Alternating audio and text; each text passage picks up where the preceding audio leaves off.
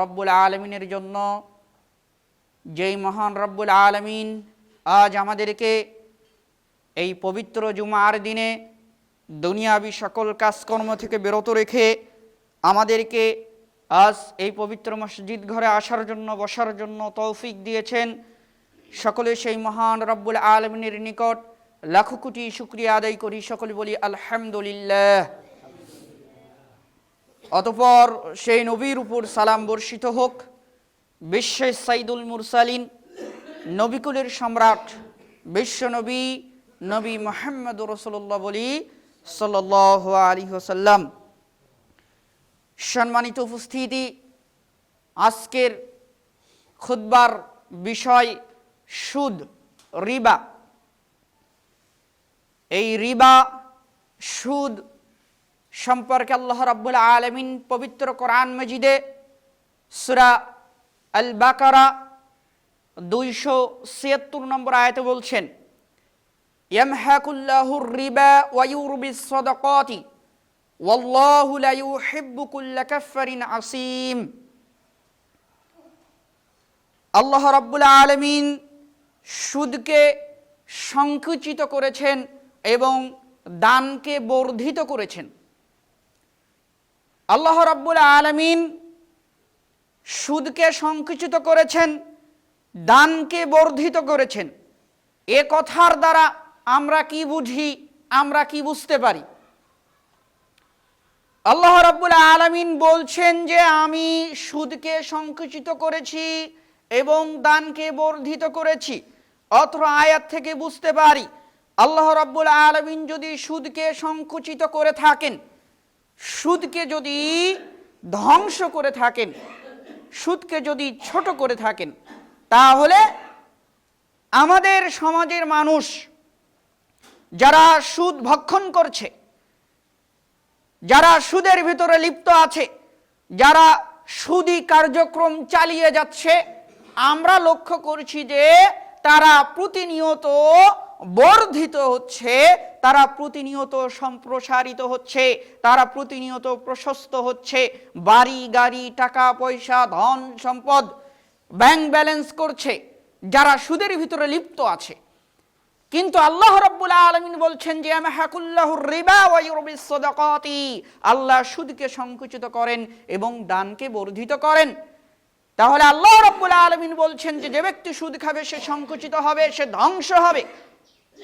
কিন্তু আমরা দেখছি দুনিয়ার মানুষ যারা সুদ খাচ্ছে তারা ধ্বংস হচ্ছে না, বরংশ তারা প্রশস্ত হচ্ছে, বরংশ তারা বর্ধিত হচ্ছে, বরংশ তারা টাকা পয়সা, ব্যাংক ব্যালেন্স করছে, বাড়ি গাড়ি করছে, অর্থ সম্পদ করছে, জায়গা জমি বেশি বেশি কিনছে, সম্পদের পাহাড় গড়ছে।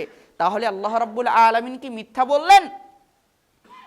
আল্লাহ রাব্বুল আলামিন বললেন যে যারা দান করে তাদেরকে আল্লাহ রাব্বুল আলামিন বর্ধিত করেন, তাদেরকে আল্লাহ রাব্বুল আলামিন প্রশস্ততা দান করেন।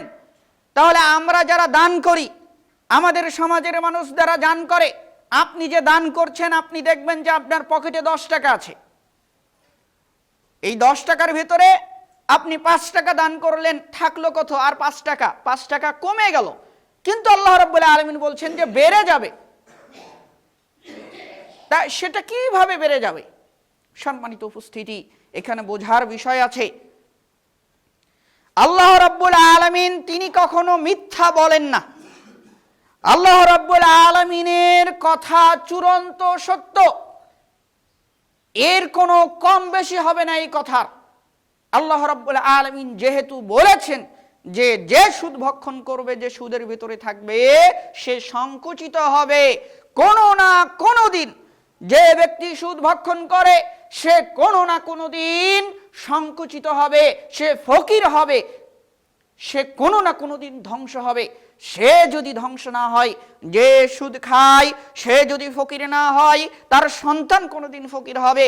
তার সন্তান যদি কোনোদিন ফকির না হয়, তার নাতিপুতি কোনোদিন ফকির হবে, ফকির হতেই হবে। এটা সুদের আধ্যাত্মিক গুণ। আল্লাহ রাব্বুল আলামিন যেহেতু বলেছেন যে সুদ খেলে সে ধ্বংস হবে, কোনো না কোনো দিন সে ফকির হবেই হবে। সম্মানিত উপস্থিতি, তারপর আল্লাহ রাব্বুল আলামিন কি বলছেন? যে যারা দান করে আল্লাহ রাব্বুল আলামিন তাদেরকে বর্ধিত করেন, তাদেরকে সম্প্রসারিত করেন। তাহলে যারা দান করবে এদের রিজিক আল্লাহ রাব্বুল আলামিন বাড়িয়ে দিবেন, এদের সম্পদ আল্লাহ রাব্বুল আলামিন বাড়িয়ে দিবেন। যারা দান বেশি বেশি করবে, দান যদি আপনি যত বেশি আপনি দান করবেন, আপনার সম্পদ, আপনার রিজিকে বরকত তত বেশি হবে। এটা স্বয়ং আল্লাহ রাব্বুল আলামিন বলছেন। সম্মানিত উপস্থিতি, তাহলে আপনাকে সুদ থেকে বিরত থাকতে হবে এবং বেশি বেশি করে দান করতে হবে। সম্মানিত উপস্থিতি, আল্লাহ রাব্বুল আলামিন সূরা বাকারা 278 নম্বর আয়াতে বলছেন, ইয়া আইয়ুহাল্লাযীনা আমানুত্তাকুল্লাহ, হে ঈমানদারগণ তোমরা আল্লাহকে ভয় করো। আল্লাহ রাব্বুল আলামিন কি বলছেন যে ইয়া আইয়ুহাল্লাযীনা আমানুত্তাকুল্লাহ, হে ঈমানদারগণ তোমরা আল্লাহকে ভয় করো, ওয়াজারু মা বাকিয়া মিনার রিবা ইন কুনতুম মুমিনিন, যদি তোমরা মুমিন হও তাহলে সুদের মধ্যে যা বাকি আছে তা বর্জন করো। সুদের মধ্যে যা বাকি আছে তা আপনাকে বর্জন করতে বলেছে আল্লাহ রাব্বুল আলামিন, আপনি যদি মুমিন হন। শর্ত কি এখানে? আল্লাহ রাব্বুল আলামিন কি বলে দিয়েছেন যে যদি তোমরা মুমিন হও। ইয়া আইয়ুহাল্লাযীনা আমানু, হে মুমিনগণ, ইয়া আইয়ুহাল্লাযীনা আমানু, হে ঈমানদারগণ, হে বিশ্বাস স্থাপনকারীগণ। তাহলে আল্লাহ রাব্বুল আলামিন অত্র আয়াতে এমন ভাবে কথাটি বলেছেন যে আপনি যদি সুদের ভেতরে লিপ্ত থাকেন তাহলে আপনার ঈমান টিকে থাকবে না। যে কারণে আল্লাহ রাব্বুল আলামিন এখানে বলছেন যদি তোমরা মুমিন হও। আপনি যদি মুমিন হয়ে থাকেন তাহলে আপনাকে সুদ থেকে বিরত থাকতে হবে, আর যদি সুদের ভেতরে লিপ্ত থাকেন তাহলে আপনার ঈমান আর টিকে থাকবে না। যে কারণে আল্লাহ রাব্বুল আলামিন এইখানে এই কথা উল্লেখ করছেন, যে মুমিনগণের কথা উল্লেখ করছেন। তিনি বলছেন ইয়া আইয়ুহাল্লাযীনা আমানুত্তাকুল্লাহ, হে ঈমানদারগণ, হে বিশ্বাস স্থাপনকারীগণ। ঈমান, ঈমান অর্থাৎ বিশ্বাস। কিসের উপরে বিশ্বাস? রাসূল সাল্লাল্লাহু আলাইহি ওয়াসাল্লাম বলছেন বুনিয়াল ইসলামু আলা খামসিন শাহাদাতি আল্লা ইলাহা ইল্লাল্লাহু ওয়া আন্না মুহাম্মাদান আবদুহু ওয়া রাসূলুহু। ইসলামের 5টি স্তম্ভ রয়েছে, এর মধ্যে প্রথম যেটি সেটি হচ্ছে ঈমান। ঈমান অর্থাৎ আল্লা ইলাহা ইল্লাল্লাহু ওয়া আন্না মুহাম্মাদান আবদুহু ওয়া রাসূলুহু, এই বলে স্বীকৃতি দেওয়া আল্লাহ ব্যতীত কোনো মাবুদ নেই এবং মুহাম্মদ সাল্লাল্লাহু আলাইহি ওয়াসাল্লাম আল্লাহর বান্দা এবং রাসূল। যারা বিশ্বাস করে আল্লাহ রাব্বুল আলামিন এক ও অদ্বিতীয়, আল্লাহ রাব্বুল আলামিন কারো মুখাপেক্ষী নন, আল্লাহ রাব্বুল আলামিনকে কেউ জন্ম দেয়নি এবং তিনি কাউকে জন্ম দেয়নি, এবং আল্লাহ রাব্বুল আলামিনের সমতুল্য কেউ নেই, আল্লাহ রাব্বুল আলামিনের সমকক্ষ কেউ নেই।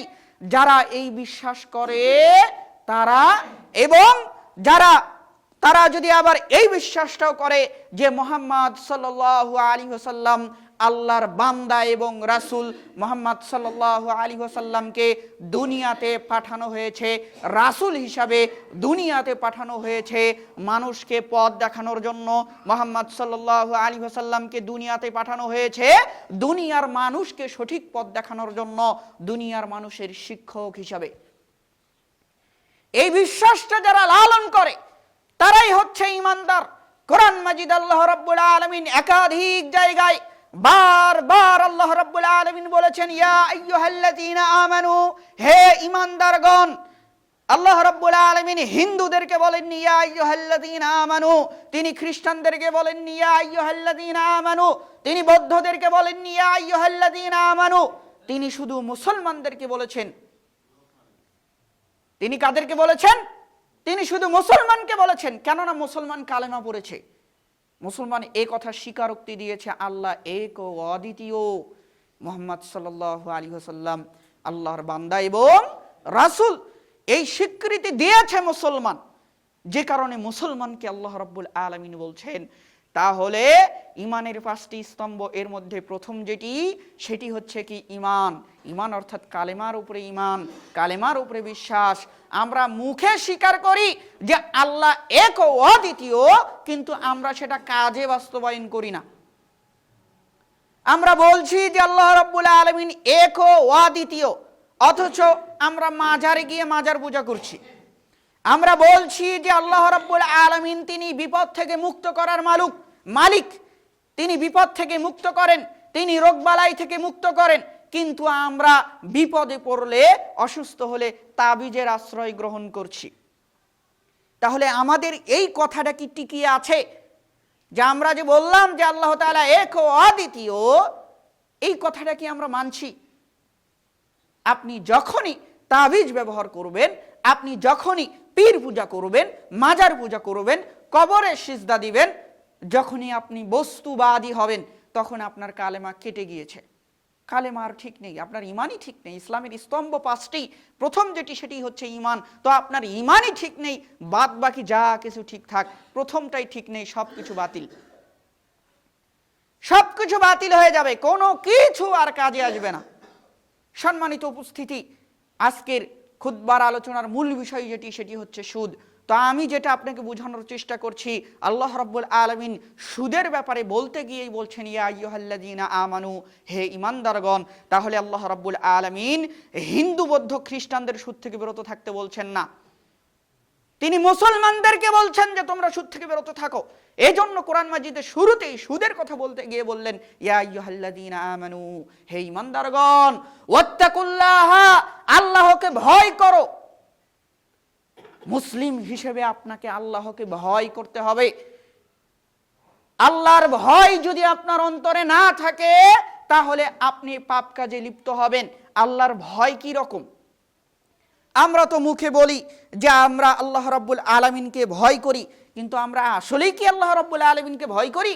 আসলেই কি আল্লাহ রাব্বুল আলামিনের ভয় আমাদের অন্তরে আছে কিনা, সেটা আপনি আগে যাচাই করেন।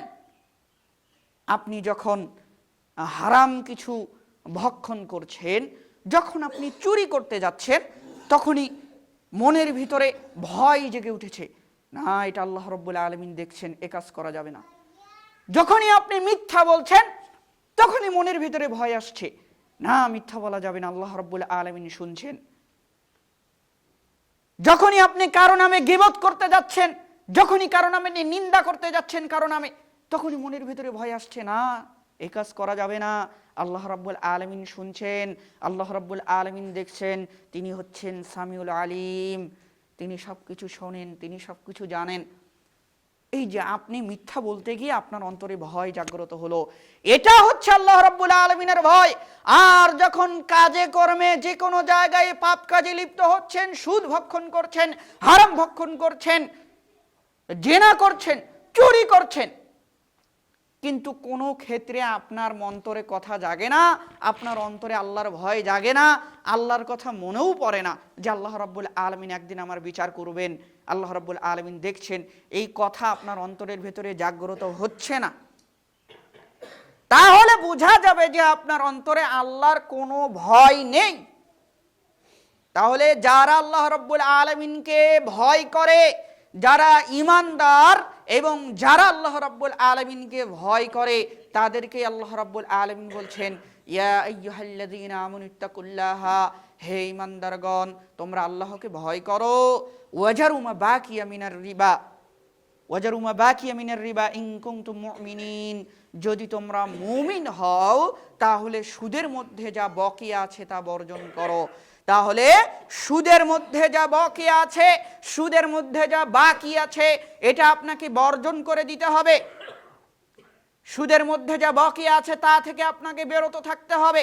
আপনি কারো কাছে সুদের উপরে টাকা দিয়েছেন, আপনি কারো কাছে সুদের উপরে টাকা দিয়েছেন, অনেক দিন আগে সুদের উপরে টাকা দিয়েছেন, এখন সেইখান থেকে আপনি লাভের অংশ পাবেন।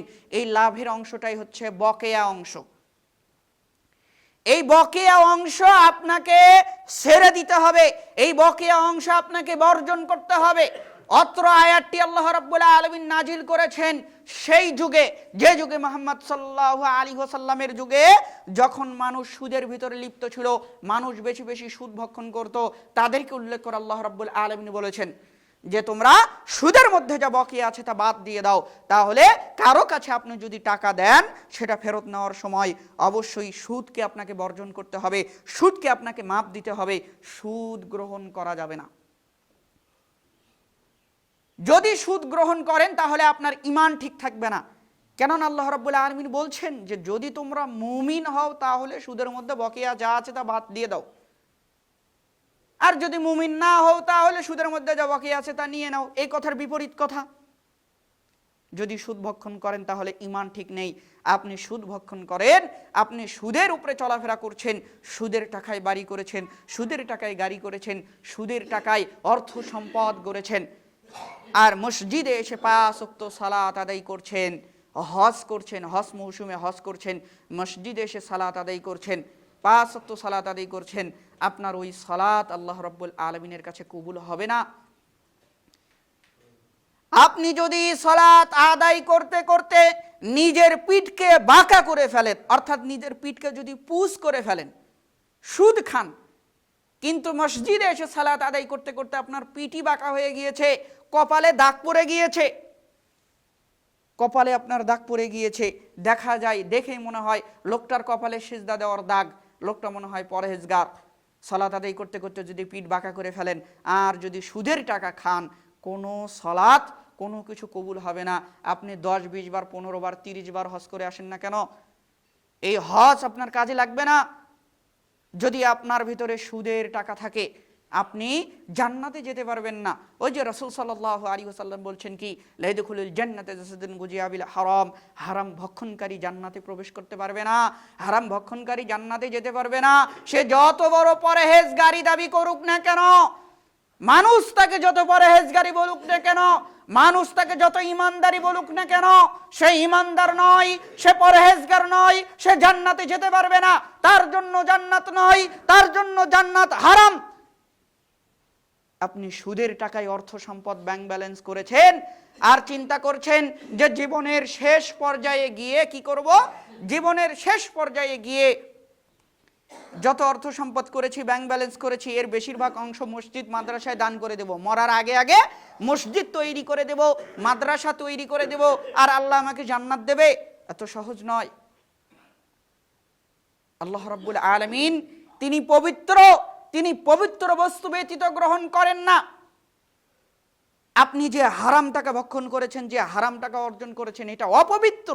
আল্লাহ রাব্বুল আলামিন পবিত্র, মসজিদ পবিত্র।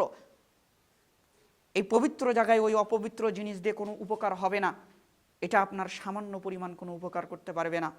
অতএব আপনাকে এই সুদ থেকে বিরত থাকতে হবে, এই সমস্ত কার্যকলাপ থেকে আপনাকে বিরত থাকতে হবে। আজ আমাদের সমাজে, আমাদের গ্রাম অঞ্চলে প্রত্যেকটা বাড়িতে বাড়িতে আজ চলছে কিস্তি। এই যে ব্যাংকের লোন কিস্তি, এটা স্পষ্ট সুদ। আপনি যে জমি কট রেখেছেন, এটাও সুদ। জমি যে কট রেখেছেন, কিভাবে সুদ বলতে পারেন যে এটা কিভাবে সুদ হবে? যেটা পরিশ্রম ছাড়া অতিরিক্ত আসে সেটা হচ্ছে সুদ। আপনি যে জামানতের উপরে টাকা দিয়েছেন, একজন আপনি যে কট দিয়েছেন, তো কটের সিস্টেমটা কি, যে আপনাকে 1 লক্ষ টাকা দেবে, আপনি তাকে জমিন দেবেন, আপনি তাকে আবাদি জমিন দেবেন, আবার ওই 1 লক্ষ টাকা আপনাকে ফেরত দেবে, আপনি তার জমি তাকে ফেরত দিবেন, ফেরত দিবেন না। কিন্তু মাঝখানে যে 1 লক্ষ টাকা আপনাকে দিল আর আপনি যে তার জমিনটা নিলেন, এখন এর ভিতরে কোনো চুক্তি থাকলো না, যখনই টাকা ফেরত দিবে তখনই আপনি জমিন ফেরত দিবেন। এই চুক্তি না থাকার কারণে এটা বৈধ নয়। আরেকটা ব্যাপার, সেটা হচ্ছে যে আপনাকে টাকার বিনিময়ে যে জমিনটা দিল, সেটা আপনার কাছে বন্ধক রেখেছে, আপনার কাছে দিয়েছে, কিন্তু আপনি যে সেই জমিতে, সেই আবাদি জমিতে আপনি যে ফসল উৎপাদন করলেন, এই ফসল উৎপাদন করে আপনার কি লাভ হয় নাই? আপনার অতিরিক্ত কিছু লাভ হয়েছে, কিছু সম্পদ হয়েছে, অতিরিক্ত লাভ হয়েছে। এই যে আবাদ করলেন সেই জমিতে, আবাদ করে যেটা নিলেন, এটাই সুদ। এজন্য জমি কট নেওয়া সুদ। জমিকট নেওয়া সুদের অন্তর্ভুক্ত। অতএব এখান থেকে আমাদেরকে বিরত থাকতে হবে। যদি ভালোভাবে বুঝতে না পারেন, বড় বড় আলেম যারা আছে তাদেরকে জিজ্ঞাসা করবেন যে জমিকট নেওয়া জামানত পদ্ধতি সুদ কিনা। এটা অবশ্যই সুদ। সম্মানিত উপস্থিতি, তাহলে এ থেকে আমাদেরকে বিরত থাকতে হবে। আল্লাহ রাব্বুল আলামিন সূরা আল ইমরানের 130 নম্বর আয়াতে বলছেন, ইয়া আইয়ুহাল্লাযীনা আমানু, হে ঈমানদারগণ। আবার ঈমানদারগণ উল্লেখ করেছেন, ইয়া আইয়ুহাল্লাযীনা আমানু, হে ঈমানদারগণ, লা তাকুলুর রিবা আযাফান মুযাআফাতান, তোমরা চক্রবৃদ্ধি হারে সুদ খেও না। ওয়াত্তাকুল্লাহা, আল্লাহকে ভয় করো।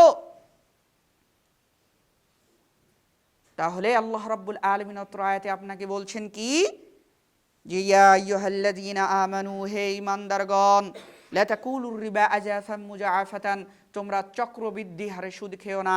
চক্রবৃদ্ধি হারে সুদ, ওই যে চক্রবৃদ্ধি হারে সুদটা কি, আপনি ব্যাংকে টাকা রেখেছেন, ব্যাংক আপনাকে সুদ দিচ্ছে চক্রবৃদ্ধি হারে। কিভাবে? আপনি ব্যাংকে 10,000 টাকা রেখেছেন, ব্যাংকে আপনি 10,000 টাকা রেখেছেন, 1 বছর পর সুদ হয়ে সেই টাকাটা 11,000 টাকা হয়েছে। ব্যাংকে 10,000 টাকা রেখেছেন, এখন 1 বছর পর সেই টাকাটার উপরে সুদ দিয়ে ওই টাকাটা কত হয়েছে? 11,000 টাকা হয়েছে। এখন ব্যাংক আপনাকে আপনার যে মূল টাকা 10,000 টাকা, এই টাকার উপরে আর সুদ দিবে না, আপনাকে সুদ দিয়ে যে টাকাটা অতিরিক্ত হয়েছে 11,000 টাকা, এই 11,000 টাকার উপরে আবার সুদ দিবে।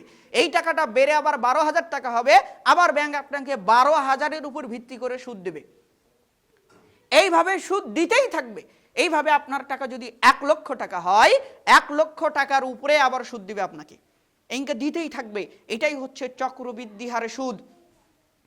এই রকম চক্রবৃদ্ধি হারে সুদ খাওয়া হতে আল্লাহ রাব্বুল আলামিন আমাদেরকে নিষেধ করেছেন। আল্লাহ রাব্বুল আলামিন মানুষকে নিষেধ করেছেন যে তোমরা চক্রবৃদ্ধি হারে সুদ খেও না। তাহলে আপনাকে এই চক্রবৃদ্ধি হারে সুদ খাওয়া থেকে বিরত থাকতে হবে। আল্লাহ রাব্বুল আলামিন আমাদেরকে বোঝার তৌফিক দান করুন। সকলে বলি আল্লাহুম্মা আমিন। সম্মানিত উপস্থিতি, عن جابر رضي الله عنه قال لعن رسول الله صلى الله عليه وسلم, জাবের রাদিয়াল্লাহু আনহু হতে বর্ণিত, রাসূল সাল্লাল্লাহু আলাইহি ওয়াসাল্লাম বলেছেন, জাবের রাদিয়াল্লাহু আনহু হতে বর্ণিত, রাসূল সাল্লাল্লাহু আলাইহি ওয়াসাল্লাম অভিশাপ করেছেন। قال لعن رسول الله صلى الله عليه وسلم, রাসূল সাল্লাল্লাহু আলাইহি ওয়াসাল্লাম অভিশাপ করেছেন, রাসূল সাল্লাল্লাহু আলাইহি ওয়াসাল্লাম লানত করেছেন। তাহলে রাসূল সাল্লাল্লাহু আলাইহি ওয়াসাল্লাম কাদের উপরে অভিশাপ করেছেন? রাসূল সাল্লাল্লাহু আলাইহি ওয়াসাল্লাম কাদের উপরে লানত করেছেন? আকিলুর রিবা ওয়া মুকিলাহু, সুদ প্রদানকারী, ওয়া কাতিবাহু, সুদ গ্রহণকারী, ওয়া শাহিদাইহি, এবং সুদের 2 সাক্ষীর প্রতি। ওয়া ক্বালা, তিনি আরো বলেন, হুম সাওয়াউন, এবং অভিশাপে তারা সবাই সমান। তাহলে রাসূল সাল্লাল্লাহু আলাইহি ওয়াসাল্লাম তিনি নিজে অভিশাপ করছেন, তিনি নিজে লানত করছেন। কাদের উপরে লানত করছেন? কাদের উপরে রাসূল সাল্লাল্লাহু আলাইহি ওয়াসাল্লাম অভিশাপ করছেন? আকিলুর রিবা ওয়া মুকিলাহু, যে সুদ প্রদান করে, ওয়া কাতিবাহু, সে যে সুদ গ্রহণ করে, ওয়া শাহিদাইহি, যে সুদের সাক্ষী থাকে। তাহলে আপনি সুদ গ্রহণ করে সমান অভিশাপের মালিক হবেন, সুদ প্রদান করে সমান অভিশাপের মালিক হবেন, সুদের সাক্ষী থেকে সমান অভিশাপের মালিক হবেন আপনি যদি সুদ গ্রহণ করে থাকেন। আর রাসূল সাল্লাল্লাহু আলাইহি ওয়াসাল্লাম কি বলছেন? অকালা, তিনি আরো বলেন, হুম সাওয়াউন, অভিশাপে তারা সবাই সমান, সবাই একবারে এক সমান। যে সাক্ষী থাকলো এও একই পরিমাণ এক সমান।